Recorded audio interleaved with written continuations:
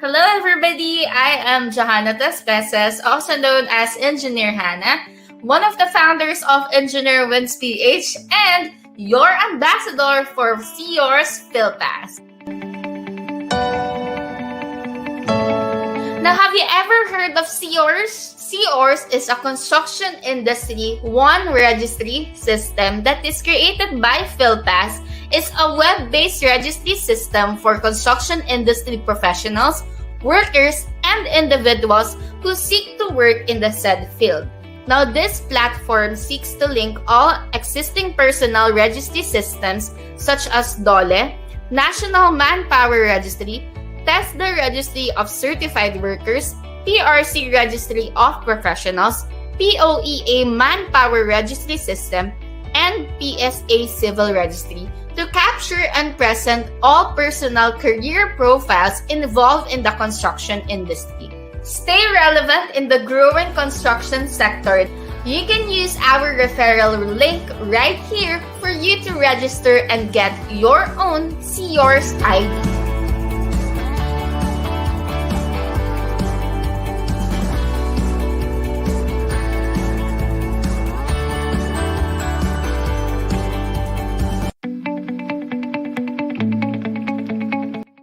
So, what are the benefits if I register into this online registry? Number one, you will become a part of the first registered in our job portal designed for the construction industry that is happening in October. Get a chance to redeem vouchers and discount from our partners and join us uplift the construction industry one ID at a time.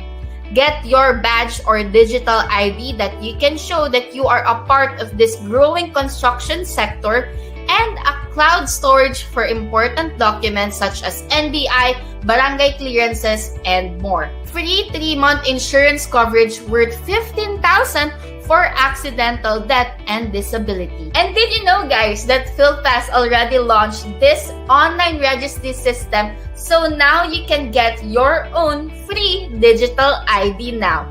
Be certified, verified, and dignified. All you have to do is just register to this link right here.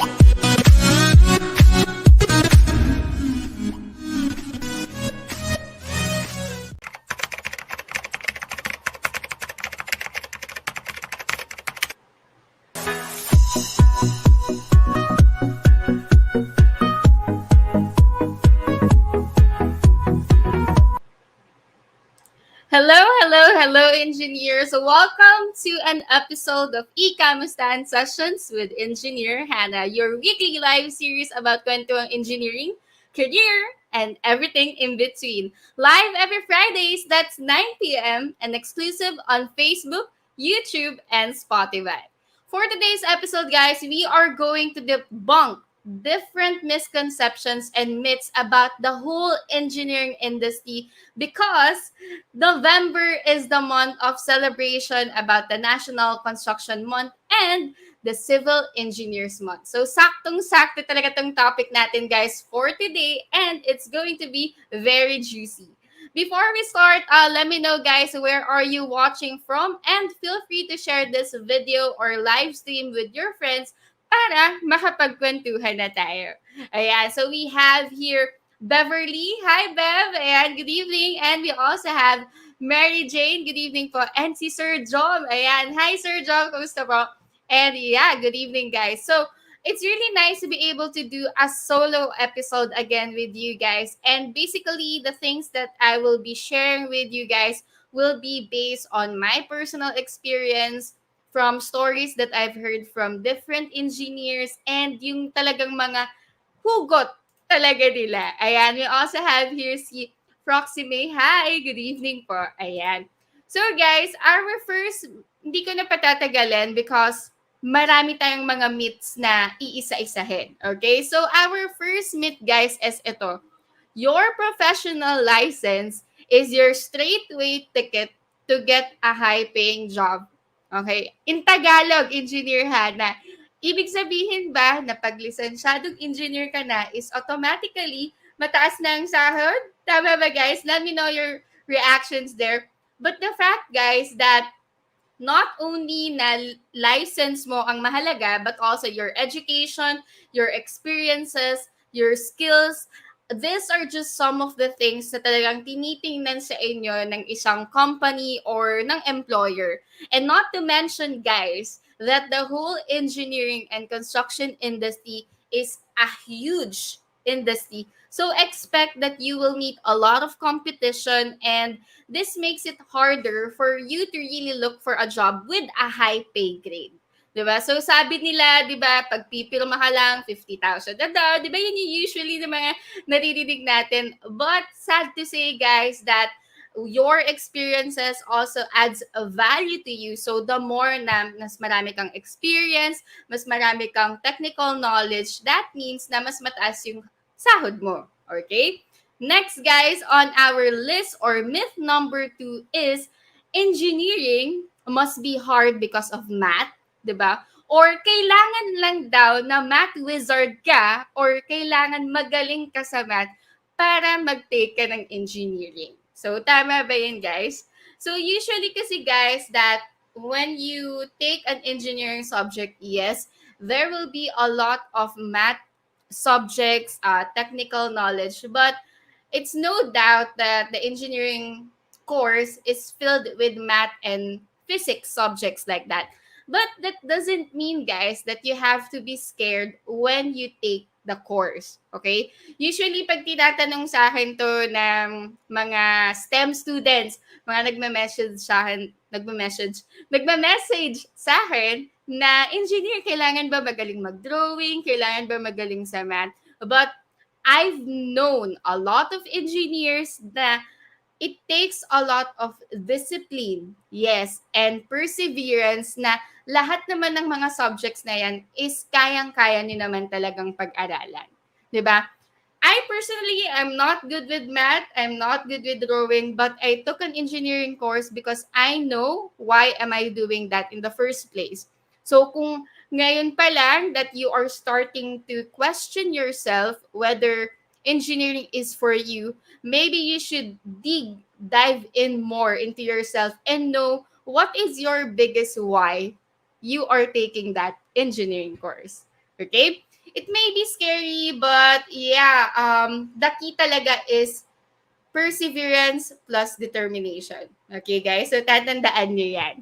Next, on our myth number 3 is that engineers don't have good communication skills.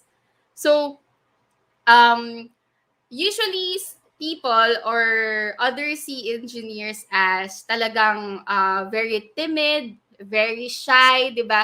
Others see it as engineers are just ayaw makipag-usap sa maraming tao. But the fact, guys, is that engineers really do have great communication skills. And keep in mind, guys, na napaka-essential talaga sa pagiging isang inhinyero that you have great communication skills. Not only verbally na ganito na nagsasalita ka that you will be reporting, but also in writing. So, with those aspect is that iniisip din ng ibang tao na hirap daw ang mga engineers pagdating sa English, 'di ba? But mas mahirap pa rin talaga ang mga engineering subjects. So, engineers have great communication skills and they use a lot of reference books and usually talaga yung mga engineers, they do a lot of reporting, they do a lot of presentations, they do emails, they do technical writing. So, talagang it's given that engineers have great communication skills. Ayan, so meron tayo dito mga friends na mga humahabol. So, thank you guys.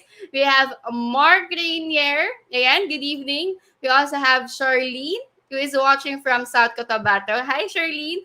And we also have here Ariel Mercado. Good evening, guys. So again, thank you for joining us on our solo episode for tonight's session. Ayan. Next on our list naman is that others see that engineers are very logical and not creative. So usually, yung mga engineers daw, they don't go outside of their comfort zone. They just go inside the box and talagang everything is by the book. But, 'di ba? Sabi nga nila from the word creative is that you being able to create something. And that is yun yung isa na pagkakakilala natin sa mga engineers, right? Engineers create a lot of products, they create a lot of services, and this has a huge impact into the society and the people for every day. Diba? Kung titingin ka nga sa paligid mo, an engineer built that. O diba? Kahit nga yung mga softwares that you use online, an engineer coded that. Diba? Whether you are at work sa computer mo or kahit yung mga appliances and device na ginagamit mo, dumaan yan ng babusisi sa isang inhinyero which makes them creative. And also guys, ang maganda din kasi dito is that engineers are really given a lot of freedom sa kanilang creativity. Let's say, for example, when they create a house or when they build a structure, it really depends then. And as long as your imagination goes wild talaga, kung ano yung maisip mo, di ba, talagang kayang-kayang gawin yan ng isang engineer. Alright? Next, eto, usually, before, misconception din talaga to, but engineering is too male dominated and usually yung sinasabi nila ikaw lang daw yung magiging female in the room, 'di ba? At it is a male dominated field, but guys, yan tingnan niyo nga naman yung nagsasalita sa harapan niyo. So, a lot of female engineers already have proven their worth. Yes. Isa rin talaga sa mga advokasiyas ni Engineer Hanna is to promote and really stick by side sa ating mga female engineers that kung gusto mo talaga maging engineer, that you don't have to be so subtle about it and just be proud na kahit babae ka, 'di ba? Kaya mo maging inhinyera, 'di ba? So, marami na rin tayong mga female engineers na nakilala who have break this myth, 'di ba? Marami na rin tayong mga na-feature, even mga future engineers, kaya nakakatuwa kasi whatever your personality is, 'di ba? Whatever your sex is, 'di ba? Kahit LGBTQ ka, 'di ba? Pasok ka pa rin into the engineering kasi it is a very open and diversified na ano na rin talaga industry. And for today's, 'di ba? companies don't really have gender preference at all. They really accept all genders and they are open for equal opportunities for everyone. Kaya nakakatuwa kasi before, di ba, nung mga sinaunang panahon talagang hirap na hirap yung mga babae na makapag-tap in into the engineering industry because they see engineer as a lalaki. Diba? Usually, when you close your eyes or you try to picture out an engineer, talagang it's somebody who is coding, it's somebody who is wearing a hard hat or driving a mechanical train. Pero ano yung gender? Diba? Usually lalaki. So, this means na we're way past beyond that timeline, guys, and it's already 2021 na, guys. So to my female lady engineers out there, ayan, don't be so scared to take engineering. And you know naman, guys, to those who have been messaging me or following me also, alam naman nila na they can just slide into my messages and yeah, we can talk about pretty much anything talaga. Ayan. So another myth usually na naririnig din natin is that engineers can fix everything. Diba? So, pakiramdam kasi nila na engineer, alam na lahat. Diba? For example, narinig na engineer, si Engineer Hanna, kaya niyang ayusin yung sasakyan, kaya niyang makabuo ng computer, yung mga ganun na bagay, guys. But, we just have to spread awareness and information na iba-iba tayo. 'Di ba? There's a misconception na pag mechanical engineering ka, automatic kaya mo nang bumuo ng sasakyan, 'di ba? There's a misconception that if you are a civil engineer, automatically you can design super graded structures, but it really takes time and to whatever your profession is. So, into this myth, engineers cannot really fix everything, 'di ba? But as long as you explain it to the person na spread awareness mo rin what your course is, what your job description is, and what you are doing, edi masaya tayong lahat. Ayan. We have here more friends na nagpapa-shout out. So we have here Julia. Hi, Julia. Good evening, engineer. And we also have Kimberly Maa and Pamela. Hi, Pamela, who is watching from Cagayan de Oro City. We also have Nora, ayan, who is watching from Cebu. And, ayan, Erwin. Hi, Erwin. And si R. Jane. Yes, aspiring engineers out there. Nakakatuwa kasi this is just, I know this is going to be a very quick live video lang naman, but we have to be consistent then na every 9, di ba? So if you guys want me to talk about more stuff, di ba, about construction and engineering, just feel free to comment it down, alright? Ayan, sabi dito ni Diana, ako lang din po yung babae na nag-engineering para sa research namin. Yes, but others kasi, 'di ba, they feel na um parang pakiramdam nila that they are alone, but don't feel that way, guys, na you have a lot of mentors that you can reach out online. 'Di ba, marami na rin tayo mga media personalities na mga civil engineers. Marami tayong mga YouTubers who have been sharing their life as a female engineer.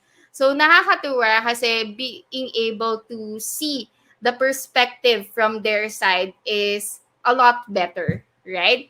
Next on our myth, and I think this is the going to be our last myth for tonight, guys, is that you will learn everything about engineering sa school.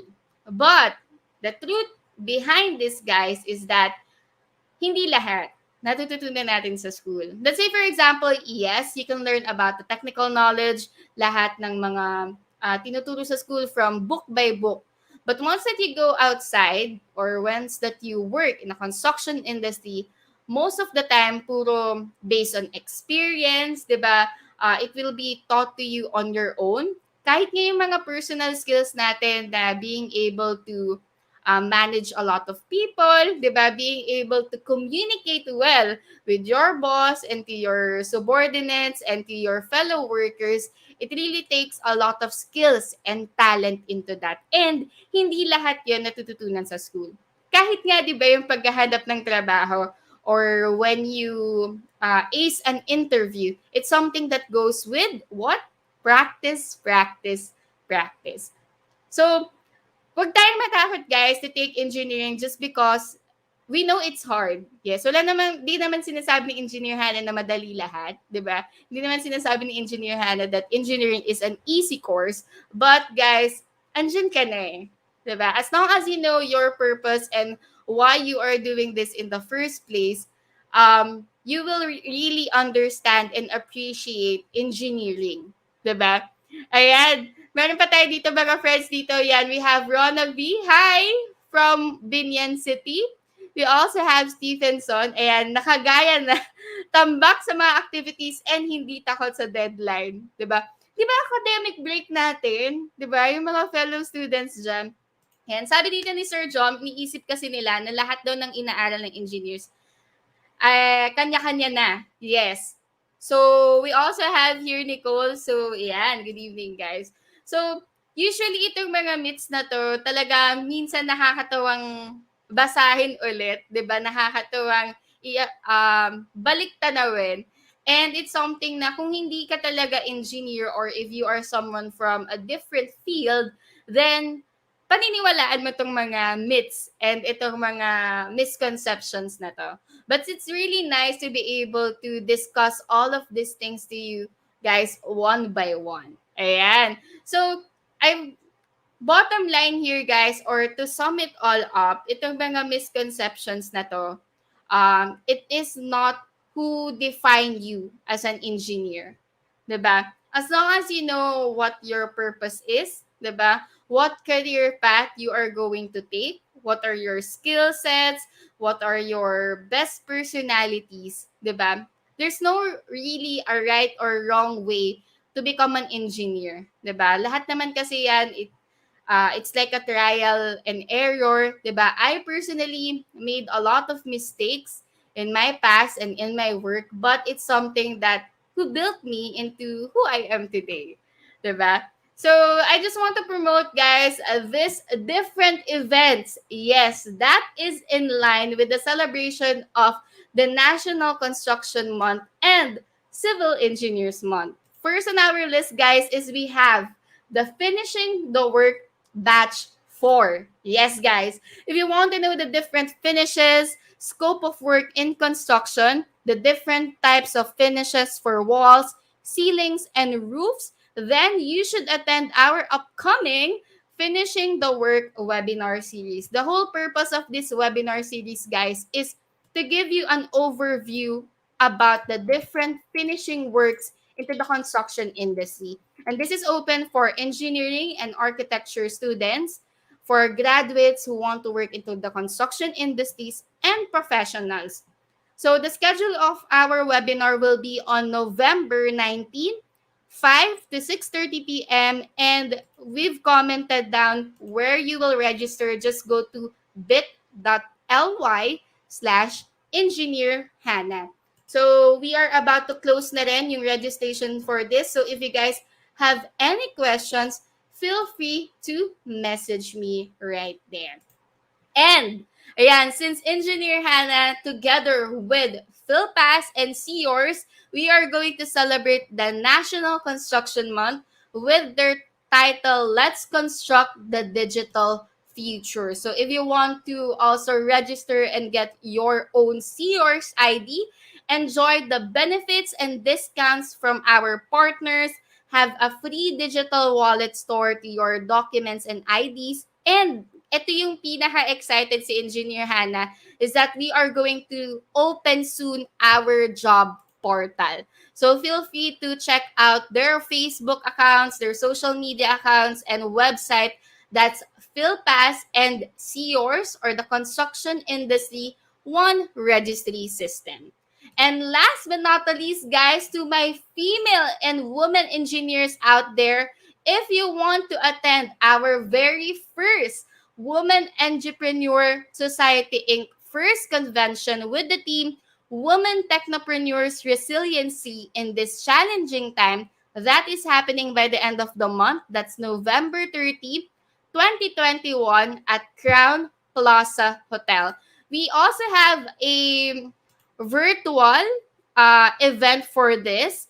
And this will be happening at 9 p.m. to 6 p.m.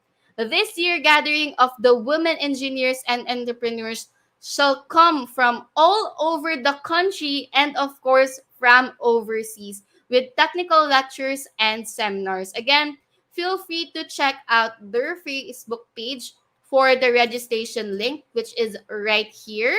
Ayan, their website or their Facebook account is called the Woman Entrepreneur Society. So marami silang guest speakers for this event. So we have here Engineer Corazon C. Curay.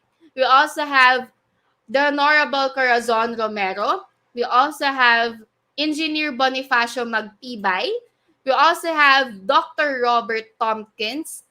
We also have Engineer Carlito M. Santos, Engineer Lina Diamante, Engineer Thomas Pascual Jr., and Dr. Luerni Del Sales. Again, guys, this is a free event. Wala po kayong babayaran dito. And if you want to check out or register, ayan, to my female and woman entrepreneurs out there, ayan, if you want to know more about the woman technopreneurs resiliency at this challenging time, then go ahead and check out their Facebook page. That's Woman Entrepreneur Society, Inc. Nakakatuwa kasi dito, guys, is that Engineer Hanna is also one of the board of directors, yes, for this prestigious association. So thank you again, the Woman or WEPS, ayan, what we like to call it, the WEPS Inc., for choosing me to be one of your board directors. So I'm looking forward to see you guys dito sa mga bigatin nating events for the whole month of November or our celebration of the National Construction Month and Civil Engineers Month. Again, if you want to know more details about our events, here's a very quick video.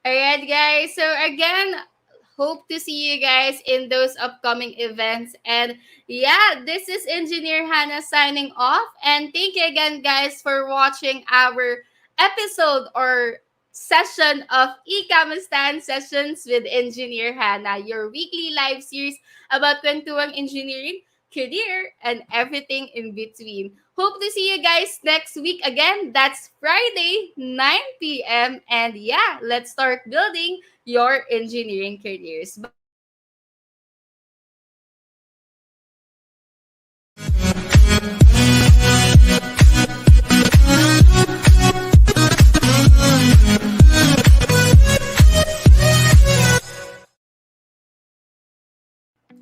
Hello everybody, I am Johanna Tespeses, also known as Engineer Hanna, one of the founders of Engineer Wins PH and your ambassador for CEOR's PhilPass.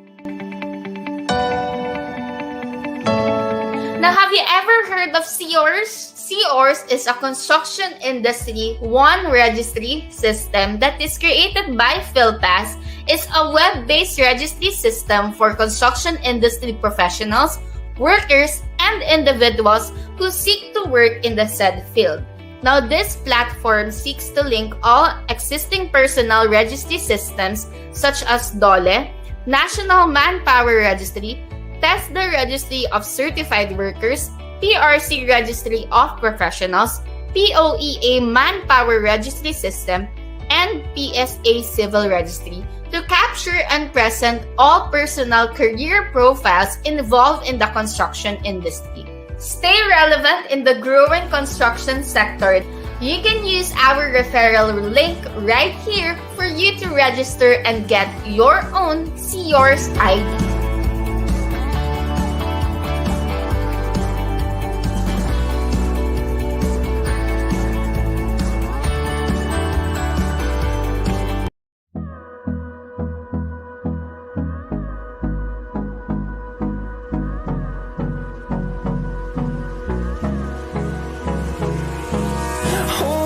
Close till I get up. Time is barely on our side. I don't wanna waste what's left.